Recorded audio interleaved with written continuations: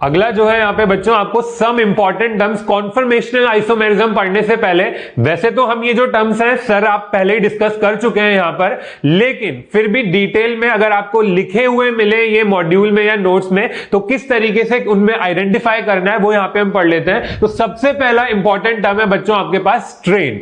Strain हम कहते हैं रिपल्शन को। स्ट्रेन बोलो रिपल्शन बोलो बात एक ही है। यहाँ पे रिपल्शन आपके पास दो टाइप के होते हैं बच्चों, एक है वैन डर वाल स्ट्रेन और एक है टॉर्शनल स्ट्रेन। वैन डर वाल स्ट्रेन को आप स्टेरिक स्ट्रेन भी कह सकते हैं। तो शॉर्ट में हम बोले स्टेरिक स्ट्रेन है हमारे पास और एक है टॉर्शनल स्ट्रेन। क्या डिफरेंस है इन दोनों में? तो देखिए यहां पे स्ट्रक्चर से आपको समझ आ रहा होगा, वैन डर वाल स्ट्रेन जो होता है वो एटम एटम या ग्रुप और ग्रुप के बीच में लगने वाला रिपल्शन होता है। आपको पता होगा कि कोई भी एंटिटी है उसने स्पेस में कुछ ना कुछ जगह घेर रखी है।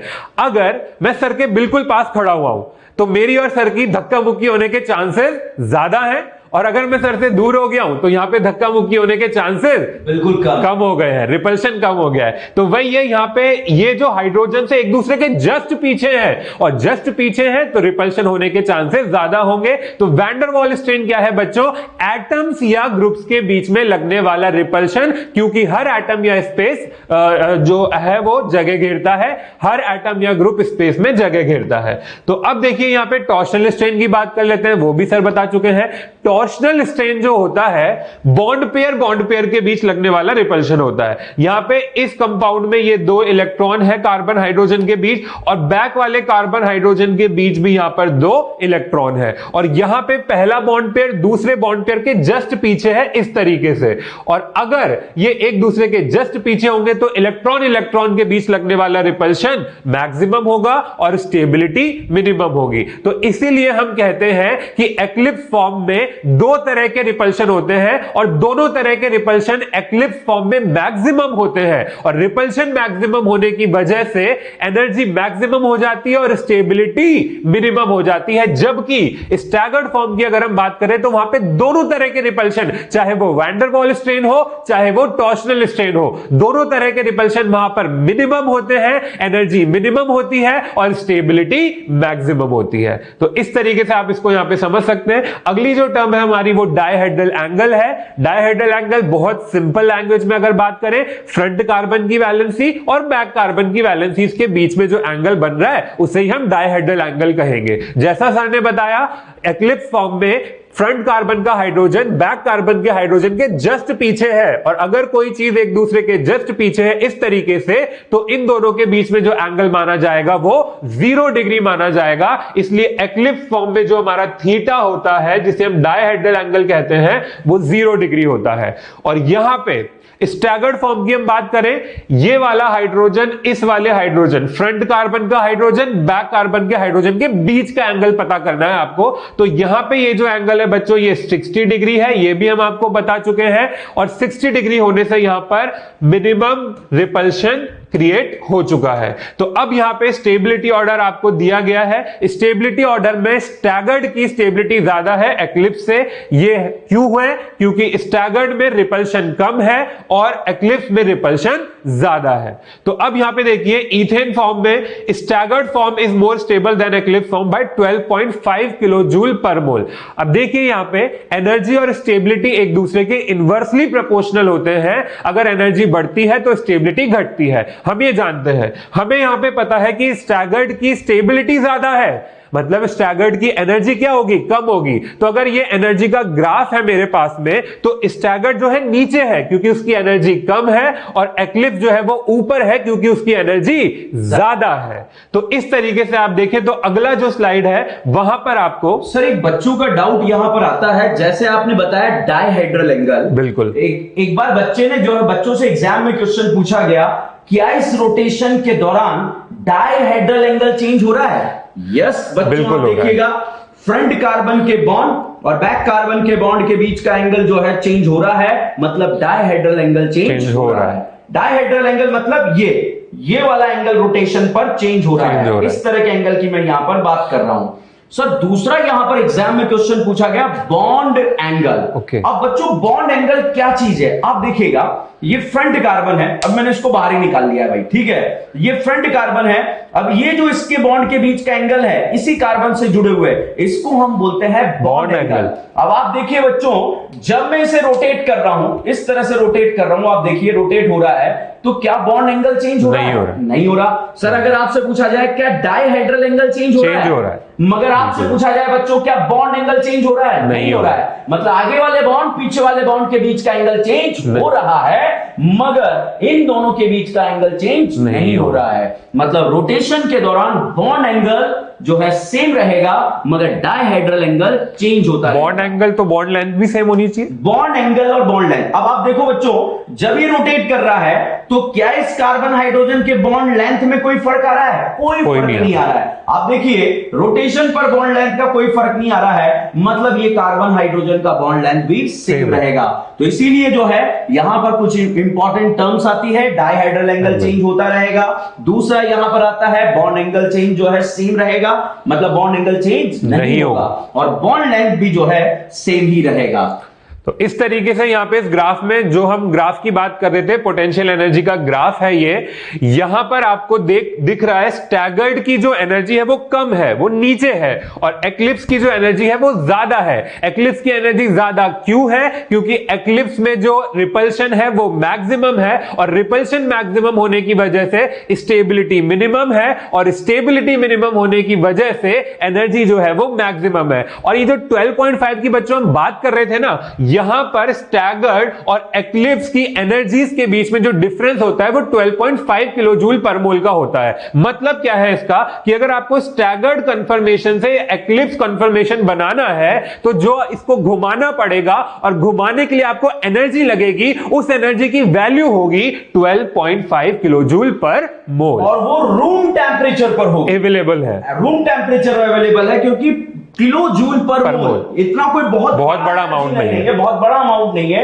किलो जूल पर मोल यहां पर आ रहा है, तो इसलिए वो रूम टेंपरेचर पर अवेलेबल होता है। अब देखिए बच्चों, यहां पर हमने जो है इथेन के बारे में कंफर्म खत्म किया। यहां से हमें एक लॉजिक मिला कि जब भी एग्जाम में पूछा जाएगा इक्लिप्स बनाना है या स्टैगर, अगर अनस्टेबल पूछा है तो इक्लिप्स बनाना है, और स्टैगर पूछा है तो स्टैगर बनाना है, ठीक है। अब यहां पर हम करने जा रहे हैं कॉन्फर्मेशनल एनालिसिस ऑफ ब्यूटेन। ब्यूटेन का कॉन्फर्मेशनल एनालिसिस हम यहां पर करने जा रहे हैं, और मैं यहां पर कुछ जो है आपको बताने भी जा रहा हूं कि किस तरह से एनालिसिस करेंगे। देखिए बच्चों, किसी भी एक कार्बन को फ्रंट मान लो, किसी भी एक को बैक मान लो, चाहे इसको फ्रंट मान लो, इसको बैक मान लो, चाहे इसको फ्रंट मान लो, इसको बैक मान लो। मैं सिमेट्रिकली थोड़ा सा डिवाइड कर रहा हूं, क्योंकि आपसे कोई पूछ ले क्या अनसिमेट्रिकली नहीं मान सकते? मान सकते हैं भैया, कोई दिक्कत नहीं है। अभी हम क्वेश्चन उसी तरह के करेंगे। मान लीजिए मैंने इसको फ्रंट माना रिप्रेजेंटेड बाय डॉट, और इसको बैक माना रिप्रेजेंटेड बाय सर्कल। तो आप देखिए ये ब्यूटेन है, front carbon represented by dot, और इस फ्रंट कार्बन से जो है एक तो मिथाइल ग्रुप जुड़ा है और 2 हाइड्रोजन अटैच है, तो ये ग्रीन कलर का मिथाइल ग्रुप और ये व्हाइट कलर के 2 हाइड्रोजन यहां पर जोड़ दिए गए हैं। और अब यहां पर back carbon represented by circle, मतलब इसके जस्ट पीछे वाले कार्बन को सर्कल से रिप्रेजेंट किया। मैंने मिथाइल के पीछे जस्ट मिथाइल लगाया, क्योंकि यहां भी जो है बैक कार्बन से मिथाइल जुड़ा हुआ था, तो back carbon represented by circle, और मिथाइल के पीछे मिथाइल लगा दिया, एच के पीछे एच लगा दिया। इस तरह का कॉन्फर्मर यहां पर बना। अब देखिए बच्चों, मैं इसे रोटेट करता हूं। अब अगर आपसे पूछा जाए क्या रोटेशन करने पर ये इक्लिप्स दी रहा है या स्टैगर्ड हो रहा है? नहीं सर, स्टैगर्ड हो रहा है, ये धीरे धीरे स्टैगर्ड की तरफ अप्रोच कर रहा है, धीरे धीरे यहां पर ये स्टैगर्ड की तरफ अप्रोच कर रहा है। अब अगर आपसे पूछा जाए ये इक्लिप्स है या स्टैगर्ड है? अभी तो ये इक्लिप्स बिल्कुल नहीं है, ये स्टैगर्ड है। सर अभी अगर हम देखें यहां पर वापस से ये जो है इक्लिप्स दी बन गया है, क्योंकि ये बॉन्ड एक दूसरे के सामने आ गए हैं। बिल्कुल, इस तरह की गलती बच्चों से हो जाती है। तो यहां पर अगर आप देखेंगे, अभी बच्चों ये 0 डिग्री के एंगल पर है, अभी ये जो है इक्लिप्स है। अब मैंने 60 डिग्री से रोटेट करा, ये स्टैगर्ड बन गया, फिर से 60 पे रोटेट करा, ये इक्लिप्स बन गया। अब बच्चों जब आप यहां पर देख रहे हो तो इस बॉन्ड को इस बॉन्ड से देखना, ग्रुप को मत देखो, बॉन्ड के सामने बॉन्ड आ रहा है, मतलब ये इक्लिप्स बन गया। अगेन मैंने रोटेट करा तो यहां पर अगर आप देखेंगे ये अगेन जो है इक्लिप्स स्टैगर्ड बन गया है। फिर से मैंने इसको रोटेट करा तो अगेन जो है ये यहां पर इक्लिप्स बन गया है। फिर से रोटेट करा, स्टैगर्ड बन गया, और फिर से रोटेट करा, वहीं आ गया। मतलब 360 डिग्री एंगल पर आप किसी को भी रोटेट कर दो, वापस वही स्ट्रक्चर मिल जाएगा। तो यहां पर एग्जैक्टली हमने ऐसा ही करा। यहां पर front carbon represented by dot, मैंने फ्रंट कार्बन बनाया। जब आप घर पे ड्रॉ कर रहे होंगे तो बनाने का तरीका क्या है, आप फ्रंट कार्बन सबके एक साथ बना लो, front carbon front carbon front carbon, और उससे जो है मिथाइल एच ग्रुप को ऐड कर दो। आप चाहे तो फ्रंट को रोटेट कर लो या बैक को रोटेट कर लो, ये आपका पर्सनल डिसीजन है। मैंने यहां पर डिसीजन लिया, मैं बैक को रोटेट करने जा रहा हूं।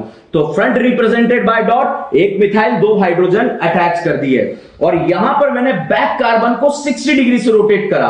तो बच्चों जो पीछे वाला मिथाइल है वो रोटेट कर कर यहां पर आएगा, तो ये यहां पर आ गया। ये यहां पर अगर हम देखें तो ये स्टैगर्ड बन गया। अभी नाम पे मत जाइए, मैं बहुत अच्छे तरीके से आपको बताने वाला हूं। फिर यहां पर फिर मैंने 60 से रोटेट करा तो ये CH3 रोटेट करके बॉन्ड के पीछे बॉन्ड के पीछे बॉन्ड, मतलब इक्लिप्स बन गया है। फिर से मैंने इसको 60 से रोटेट करा तो यहां आ जाएगा, मतलब वापस से स्टैगर्ड बन गया है। और वापस रोटेशन करूंगा तो सेम बन जाएंगे। तो यहां पर मैंने रोटेशन कर कर देखा, ये इक्लिप्स स्टैगर्ड इक्लिप्स स्टैगर्ड इस तरह से बन रहे हैं। अब यहां पर आप देखिए ये जो बॉन्डेड इलेक्ट्रॉन है, ये जो बॉन्डेड इलेक्ट्रॉन है, इनके बीच में एक रिपल्शन फोर्स काम कर रहा है। उस रिपल्शन फोर्स का नाम है TS, ट्रांजिशन स्टेट नहीं, टॉर्सनल स्ट्रेन। तो यहां पर ये टॉर्सनल स्ट्रेन है, और सर ने अभी आपको बताया है कि ग्रुप के बीच में भी रिपल्शन लगता है, और यहां पर ये बड़े बड़े ग्रुप के बीच का जो है एक रिपल्शन यहां पर फोर्स लगेगा, जिसे आप बोलेंगे स्टेरिक रिपल्शन या वैन डर वाल स्ट्रेन। मतलब दो तरह के रिपल्शन यहां पर लग रहे हैं। अगर आप यहां पर देखें तो यहां पर ये बड़े बड़े ग्रुप एक दूसरे को रिपेल कर रहे हैं, और जब बड़े बड़े ग्रुप एक दूसरे को रिपेल कर रहे हैं मतलब यहां पर रिपल्शन ज्यादा लग रहा है, और रिपल्शन ज्यादा तो एनर्जी ज्यादा, और एनर्जी ज्यादा तो स्टेबिलिटी कम हो जाएगा। एनर्जी ज्यादा होने की वजह से मैंने इसको नाम दे दिया है फुली इक्लिप्स्ड, परफेक्टली इक्लिप्स्ड है, बहुत ज्यादा एनर्जी है। अब यहां पर अगर हम बात करें, जब दो बड़े बड़े ग्रुप 60 डिग्री के अंदर एंगल पर आ जाते हैं तो स्टैगर्ड को एक नया नाम देंगे, और वो नाम आएगा यहां पर गॉश। तो यहां पर स्टैगर्ड को मैंने नाम दे दिया है गॉश। यहां पर अगेन अगर आप देखें ये इक्लिप्स्ड है तो टॉर्सनल स्ट्रेन है। अब यहां पर जो है टॉर्सनल स्ट्रेन तो लग रहा है, मैक्सिमम है, मगर ये ग्रुप की बात करें तो ये बड़ा ग्रुप है, और हाइड्रोजन की बात करें तो छोटा ग्रुप है। आप देखिएगा बच्चों, यहां पर मैंने स्टेरिक बताया था, आपको इस तरह से लग रहा था, मगर यहां पर मैंने जैसे ही जो है ये बड़ा ग्रुप यहां पर लगाया और ये हाइड्रोजन लगाया, तो अब आप देखिएगा ये बड़ा ग्रुप है, ये छोटा ग्रुप है। क्या कोई ये स्टेरिक लगा पाएगा? क्या नहीं लगा पाएगा। मतलब यहां पर स्टेरिक रिपल्शन नहीं लग रहा है, तो यहां पर एक ही तरह का रिपल्शन लगा, तो इसका एनर्जी थोड़ा कम होगा इसके कंपैरिजन में, इसीलिए इसको नाम दे दिया गया पार्शियल इक्लिप्स। और अगले की बात करें तो यहां पर जब बड़े बड़े ग्रुप 60 डिग्री का एंगल पे आ जाते, 180 डिग्री एंगल पर आ जाते हैं, आप देखिएगा बड़े बड़े ग्रुप इस तरह से 180 डिग्री के एंगल पर यहां पर मैंने प्लेस कर दिए हैं। अब आप यहां पर देखिए बड़े ग्रुप जब 180 पर आ जाएंगे मतलब अपोजिट आ गए, और अपोजिट आ गए तो हमने जो है स्टैगर्ड को एक और नाम दिया, वो नाम क्या था? एंटी। और यहां पर अगर आप देखें कोई स्टेरिक रिपल्शन नहीं लग रहा है, मतलब जब यहां पर स्टेरिक रिपल्शन नहीं लग रहा है तो इसका स्टेबिलिटी ज्यादा होगा। यहां पर हम ये कह सकते हैं कि थोड़ा बहुत स्टेरिक फील हो सकता है, मतलब 60 डिग्री पर ये फील करेंगे, मगर ये तो एक दूसरे के अपोजिट चले गए, दो दुश्मन एक दूसरे के अपोजिट चले गए तो रिपल्शन के चांसेस कम। वो आपने सुना होगा, न रहेगा बांस न बजेगी बांसुरी, मतलब ये दोनों एक दूसरे से अपोजिट हमने भेज दिए हैं, मगर यहां पर थोड़ा थोड़ा लग रहा है। तो बच्चों जब भी एग्जाम में अगर आपसे पूछा जाए कि आपको मोस्ट स्टेबल क्या बनाना है और क्या नहीं बनाना है, ये मैंने नाम जो बोले थे वो यहां पर लिखा हुआ है।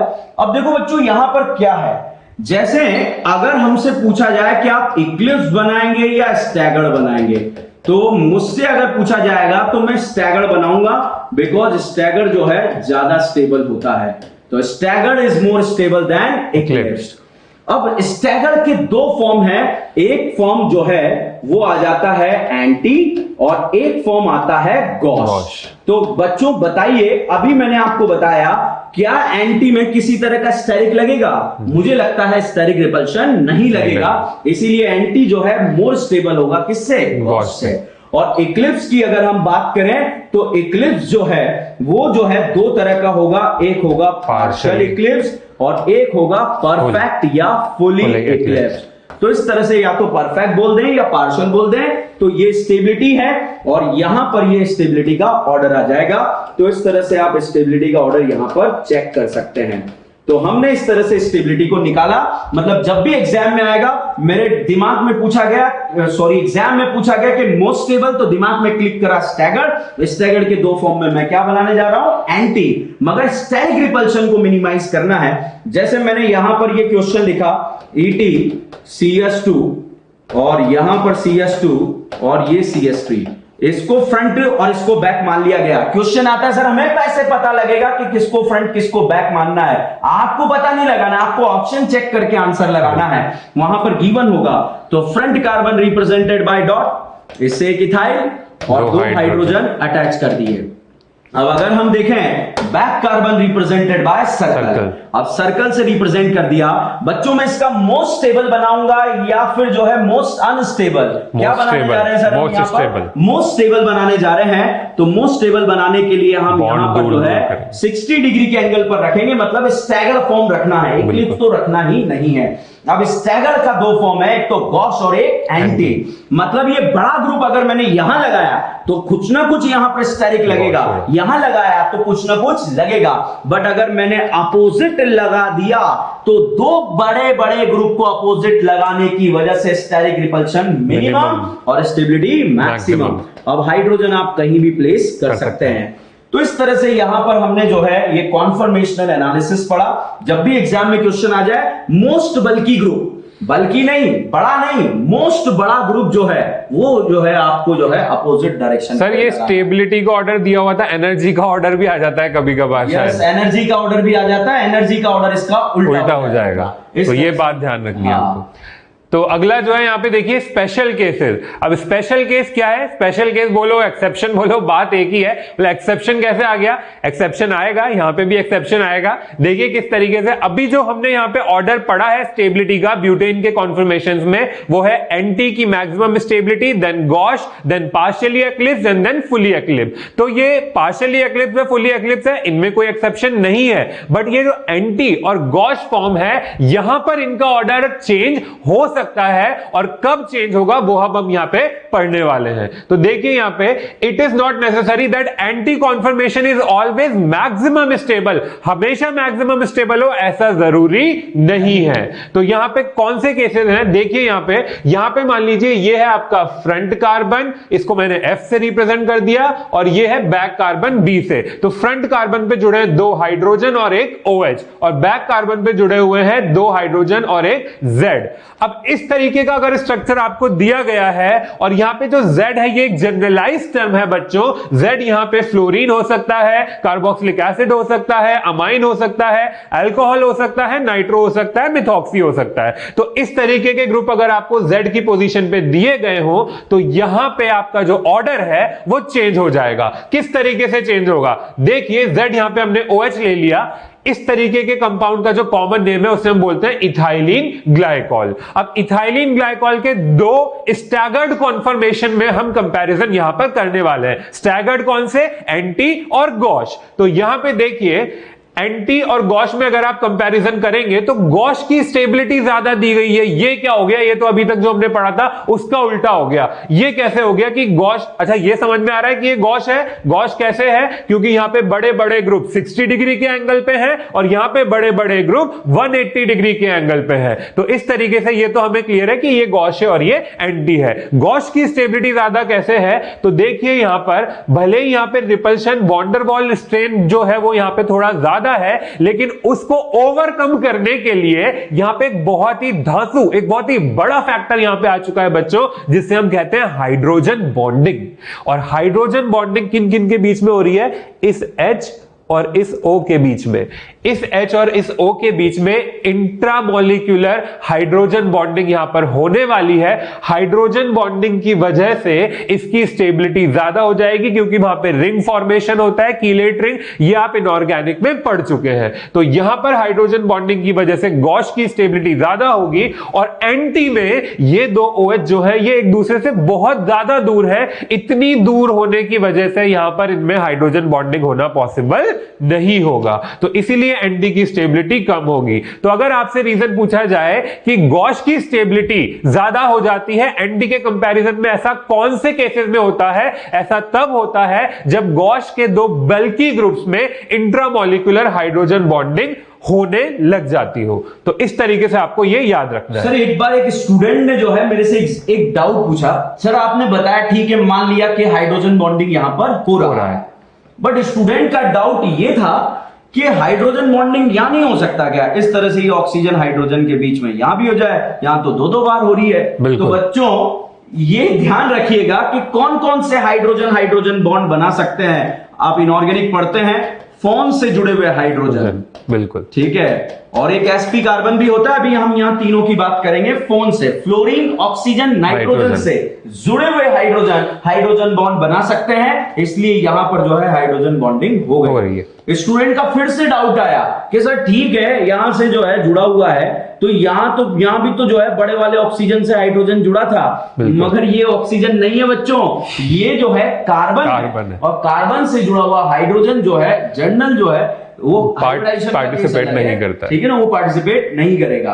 तो इस तरह से अब देखो क्वेश्चन मोस्ट स्टेबल बनाने हैं। अब मेरा जो कॉन्सेप्ट है या हमारा जो मिलकर कॉन्सेप्ट आने वाला है वो आपको इतना सा याद रखना है, स्टैगर्ड बनाएंगे या एक्लिप्स बनाएंगे? स्टैगर्ड में गॉश या एंटी वो देखते हैं। सिंपल सा कॉन्सेप्ट है, हाइड्रोजन बॉन्डिंग को 60 डिग्री पर लगा दो और जो बड़े बड़े ग्रुप हैं उनको 180 पर लगा दो। कोई भी क्वेश्चन आपका गलत नहीं होगा, सही हो जाएगा। जैसे सर पहले क्वेश्चन को अगर मैं सॉल्व करना चाहूं, मैंने इसको फ्रंट मान लिया, इसको बैक मान लिया। Front carbon represented by dot, और यहां पर मैंने एक OH लगा दिया, एक CH3 लगा दिया और एक H लगा दिया। जनरली कभी कभी स्टूडेंट ये डाउट पूछ लेता है, सर CH3 आप ऊपर ही क्यों लगाते हो? इसलिए मैंने आपको समझाने के लिए कहीं भी लगा सकते, ठीक है। अब इसके बाद back carbon represented by circle. अब बच्चों मैं यहां पर मोस्ट स्टेबल बनाने जा रहा हूं, इसीलिए मैं यहां पर 60 डिग्री के एंगल को जो है इस तरह से डिफाइन कर दूंगा। अब मुझे क्या करना है कि जो बल्की ग्रुप है, जो स्टेरिक रिपल्शन वाला है, उसको मुझे 180 पर लगाना है और हाइड्रोजन बॉन्डिंग को 60 पर लगाना है। तो अगर मैं इसके CH3 ग्रुप को यहां लगाऊं तो मुझे लग रहा है कुछ ना कुछ स्टेरिक लगेगा, यहां लगाऊं कुछ ना कुछ स्टेरिक लगेगा, यहां लगाऊं कोई भी स्टेरिक रिपल्शन नहीं लगेगा।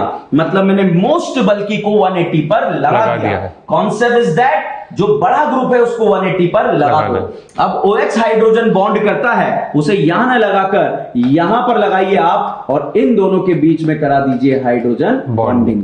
तो इन दोनों के बीच में जब हम हाइड्रोजन बॉन्डिंग यहां पर करा रहे होंगे तो इस तरह से ये डेल नेगेटिव और ये डेल पॉजिटिव। तो इस तरह से हमने जो है यहां पर ये मोस्ट स्टेबल कॉन्फर्मेशन बना लिया है। तो बच्चों अब अगला हम स्ट्रक्चर देखें। सर क्या लग रहा है आपको, क्या स्टेबल होने वाला है यहां पर? सर अगले वाले एग्जांपल में भी हम यहां पे देखिए बच्चों, ये फ्रंट कार्बन होगा, ये बैक कार्बन होगा।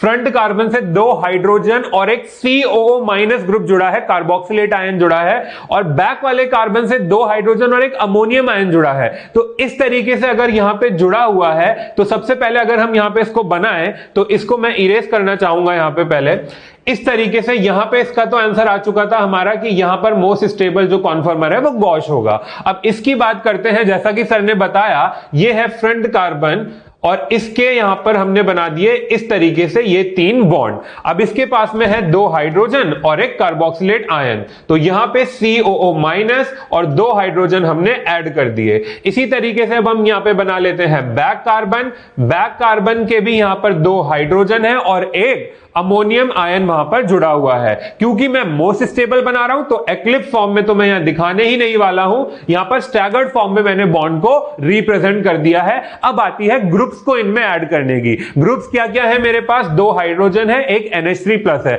अब आपको लग रहा होगा कि सर CO- और NH3+ में बहुत ज्यादा रिपल्शन होगा, तो रिपल्शन को मिनिमम करने के लिए इनको एंटी पोजीशन पर लगा दीजिए, यहां पे NH3+ लगा दीजिए, यहां दोनों हाइड्रोजन लगा दीजिए।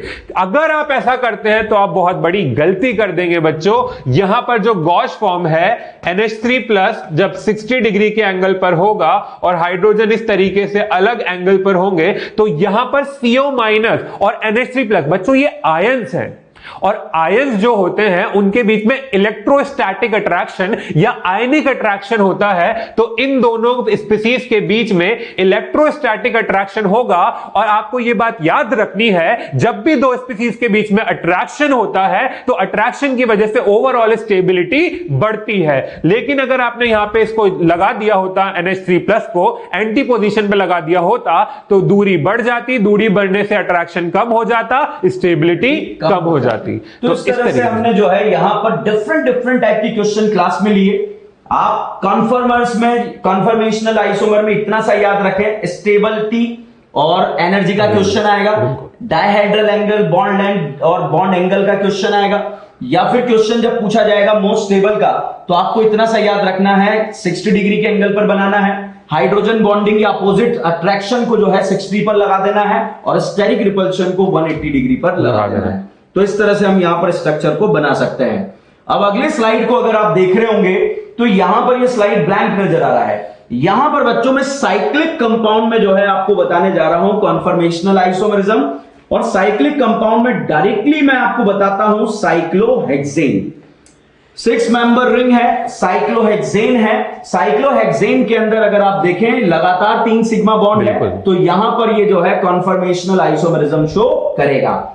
अब देखिए बच्चों ये कैसे करता है, क्यों करता है, उसके बारे में हम देखेंगे। ये साइक्लोहेक्सेन है, ये इस फॉर्म में एग्जिस्ट ना करके ये चेयर फॉर्म में एग्जिस्ट करता है। अब चेयर फॉर्म में जब ये एग्जिस्ट करता है तो उसके एग्जिस्ट करने के रीजन क्या होते हैं वो तो आगे हम डिटेल में डिस्कस करेंगे जब हम टॉपिक पढ़ेंगे रीअरेंजमेंट ऑफ कार्बोकेटाइन। ठीक है, अभी अगर बच्चों हम यहां पर देखें, ये साइक्लोहेक्सेन का मैंने स्ट्रक्चर यहां पर ले लिया है।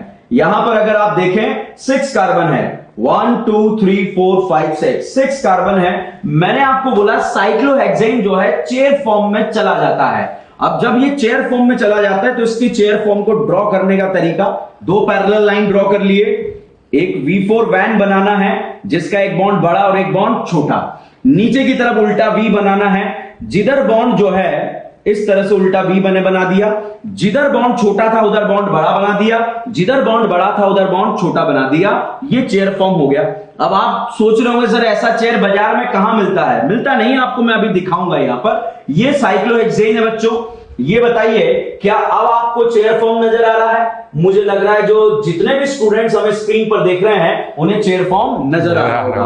अब आप कह रहे हैं सर ऐसा नजर नहीं आ रहा। ऐसा नजर आने के लिए आपको साइड से देखना पड़ेगा, इस तरह से देखना पड़ेगा। तो यहां पर जो है ये साइड व्यू है, ये वाला कार्बन, ये दोनों कार्बन और ये वाले कार्बन, ये साइड व्यू यहां पर चेयर फॉर्म का दिया हुआ है। अब देखिए बच्चों चेयर फॉर्म में जो है फ्लिपिंग प्रेजेंट होती है। जब ये फ्लिप करता है तो फ्लिप कर जो है इस तरह से ये कन्वर्ट हो जाता है हाफ चेयर में, और फिर से अगर ये फ्लिप करे तो फ्लिप करने के बाद जो है इस तरह का स्ट्रक्चर बन जाता है। फिर से अगर ये फ्लिप करे तो फ्लिप कर वापस से जो है इस तरह का स्ट्रक्चर यहां पर बन जाता है। फिर से अगर ये फ्लिप करे तो फ्लिप करके ये इस तरह का स्ट्रक्चर बना देता है। ठीक है, ये जो है फ्लिपिंग इन साइक्लोहेक्सेन, यहां पर हम टॉपिक देख रहे हैं। तो आप देखिएगा ये साइक्लोहेक्सेन है, फ्लिप किया ऐसा बना, फिर से फ्लिप किया ऐसा बना, फिर से फ्लिप किया ऐसा बना, और फिर से फ्लिप किया तो ऐसा बन गया। तो इस तरह से ये चेंजेस यहां पर हो जाते हैं। इस वाले फॉर्म को हम बोलते हैं चेयर फॉर्म, इस वाले फॉर्म को हम बोलते हैं हाफ चेयर। अब आप सोच रहे होंगे हाफ चेयर क्या बना दिया सर आपने? बन गया भाई चेयर जो है, ये जो चेयर है ये ऐसे पीछे वाला पार्ट टूट गया तो ये जो है हमने हाफ चेयर बना दिया। बैक रेस्ट चला गया, फुट रेस्ट चला गया, और ऐसे जब चला गया तो ये बोर्ड बन गया। बहुत सारे स्टूडेंट इसको बोल देते थे स्टूल बना दिया सर आपने। स्टूल नहीं है बच्चों, इसको इस तरह से आप देखेंगे तो ये बोर्ड फॉर्म है। मतलब अगर मैं इसको सीधा करके लिखूं तो इस तरह से आप यहां पर इसको ऐसे लिख सकते हैं। तो ये बोट फॉर्म हो गया। फिर से अगर हम बोट फॉर्म को जो है ये वापस मोमेंट कर जाएगा तो हाफ चेयर, फिर से चेयर बन जाएगा। यहां पर बोट फॉर्म के अंदर जो है इस 1-4 पोजीशन पर, इस 1 और 4 पोजीशन पर जो है एक इंट्रैक्शन लगता है जिसे फ्लैगपोल इंट्रैक्शन बोलते हैं, जिसकी वजह से जो है ये अनस्टेबल होती है, तो ये ट्विस्ट बोट में कन्वर्ट हो जाती है। अब ट्विस्ट बोट का मतलब क्या है? टेढ़ी बोट, मतलब बोट जो है मुड़ गई। तो इस तरह से टेढ़ी बोट। अब टेढ़ी बोट बनने का तरीका क्या है? बहुत सिंपल सा तरीका। आप ऐसा कीजिए, इस तरह से जब ऐसे बना रहे थे तो आप चेयर, ये बोट फॉर्म बन रहा था सीधे बॉन्ड बनाने पर, आप सीधा बॉन्ड बनाइए मत, आप एक टेढ़ा बॉन्ड बना लीजिए इस तरह से। और इस बॉन्ड को ऐसे जोड़ दो और इस बॉन्ड को ऐसे जोड़ दो, तो ये बन जाएगा ट्विस्ट बोट। तो इस तरह से हम यहां पर बना सकते हैं। बट अगर इस टॉपिक की बात करें तो ये हमारे काम का नहीं है, हमारे एग्जाम में आता नहीं है। मैं बार बार आपसे क्लास में बोलता हूं, उसे बार बार पढ़ेंगे जो एग्जाम में ज्यादा बार आता है। तो यहां पर जो है ये वापस से ड्रॉ करके हमने दिया है। तो ये chair, twist boat, half chair, ये स्टेबिलिटी का ऑर्डर है। इसको आप याद रख सकते हैं। माइनर वगैरह में जो है आपसे पूछ लिया जाएगा, बिकॉज थोड़ा तो माइनर का लेवल हम थोड़ा सा ऊपर रखते हैं। तो यहां पर सबसे स्टेबल चेयर और सबसे अनस्टेबल हाफ चेयर, मतलब इधर भी चेयर उधर भी चेयर, ठीक है। और बोट और ट्विस्ट बोट में जो स्टेबल रहता है वो ट्विस्ट बोट रहता है। तो ये एक स्टेबिलिटी ऑर्डर हो गया है। तो बच्चों, it's all about conformational isomerism. और मुझे लग रहा है स्क्रीन पर जितने भी स्टूडेंट हमें देख रहे हैं उन्हें बड़ा मजा आया, बहुत अच्छे से समझ आ गया, बहुत अच्छे से समझ में आया होगा। Thank you.